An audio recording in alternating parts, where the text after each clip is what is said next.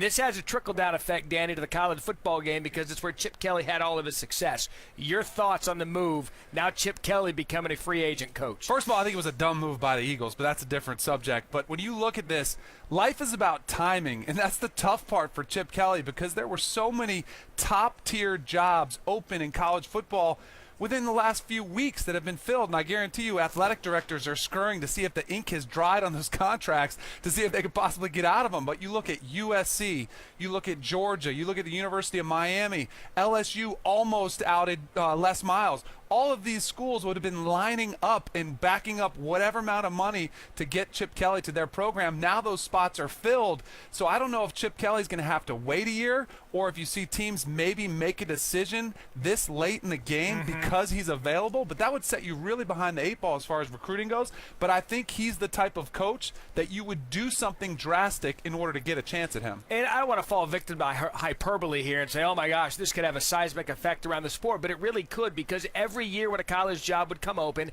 in a big-time program, like you mentioned with the Georgia, the Miami, and the USC, Chip Kelly's name would always come up. And he would always have to come out there and say, no, I'm not interested. Do you ultimately believe this was Chip Kelly's only run at the NFL and he'll come back to college where he ran things at Oregon? Look, coaches have egos, and they want to prove it at the highest level. So I wouldn't necessarily say Chip Kelly is done at the NFL. He probably wants to prove that things can work. And they did work for the first 2 years when he was 10-6 and his offense was running away with things.